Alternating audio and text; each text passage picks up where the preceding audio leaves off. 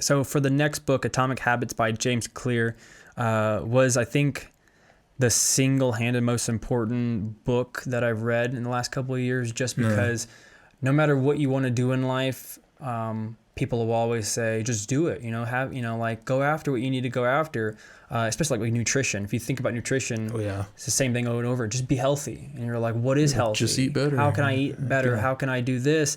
So understanding what a habit actually is and what the power it does have.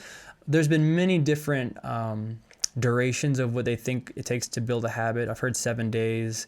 I've heard 14 days. I've heard 66 and 90 days. But going from the book, it teaches you the formula of building a habit. And I think once you understand what a habit is and how to build the habit, rather than trying to build a passion by using habits, is using the habit structure and creating a system where you can every single day find an easier way to do what you need to do. And the 4 laws that he writes about is, number 1 is making it obvious. Number 2 is making it attractive. 3 is make it easy. And 4 is make it satisfying. So if your goal is to go running every single day, which is mine, like as an amateur runner who loves running and loves going out in long distances and 13, 16 miles, you have to, in order for later on in life, it becomes just part of your lifestyle. But to form a habit, you've got to build consistency. So you got to make it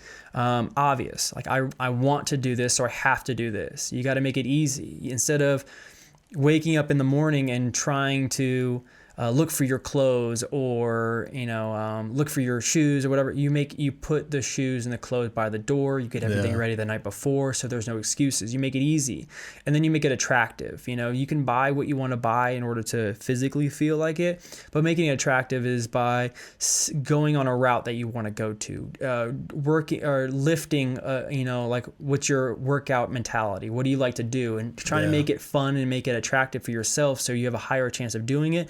And number 4 is a satisfaction. Like you have to reward yourself in order to continue doing a habit. And I think a lot of people mess up on that part, or they overdo it. Cheat days and cheat meals, and they'll kind of we look at it differently when we're taking away certain things that we want to add to our life, and then we'll abuse it when we want to put it in there. But it was a huge knowledge bust for me of really figuring out what a habit is and how to do it. And I think at the time of my life, I wanted to write a book. I've written 5 books that I never sent out, never published, never did anything. It's a thing that I have of myself where it will never feel good enough. It'll never feel done or accomplished. And that's something I'm really trying to work on more than anything is, you're okay with not being great.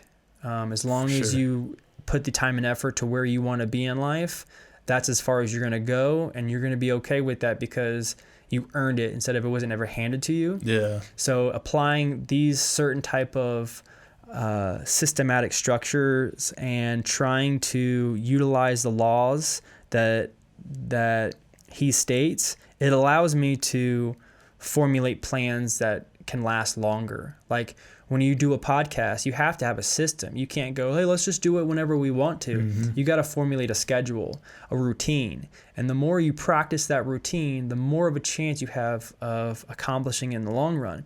Nobody wants to try something for a little bit and it goes away. For sure. So how we can create a duration type routine or schedule is by finding the underlying problem.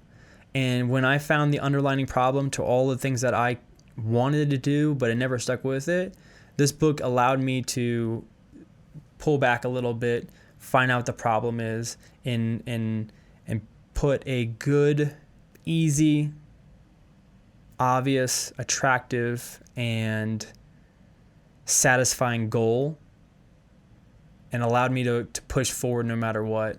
And like I said, it's one of the best books I've ever read. Yeah. It's very systematic. You're going to hear, like you've read it before, you hear his beginning. James Clear was a kind of a high school or a college baseball player. He ends up with high hopes. And he had high hopes. One of his teammates was batting. He released the bat after a pitch, after he swung. The bat goes flying, hits him in the face, crushes his eye socket, breaks his nose, destroys his face, fucks up his face. Reconstructive surgery is needed. So it wasn't about, I want to accomplish a goal, I got to follow a habit. He was using these habits to create a lifestyle. Like he needed it to survive. He was on the verge of death, like his eyes was impaired, his breathing was impaired. So he had to use these habits in order to make his life even manageable. We have the opportunity the people who are not suffering from an illness or disease or whatever, we have the ability to try to go after our goal by using these habits. And it was huge on me. Like, I don't know what the impact it had on you. And I know you kind of wanted to put this book in your selection, but to me, I feel like everyone needs to read this book before any other book that we've ever had out of all these books.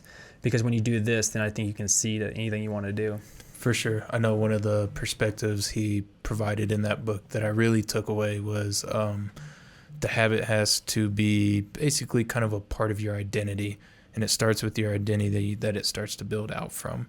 Like in terms of nutrition, becoming a healthier eater, it had to start with it becoming a part of who I am and then building out from there. Right. Even with music, it had to become a part of who I am to build it out from there, to make leaps of faith that I normally wouldn't have done originally.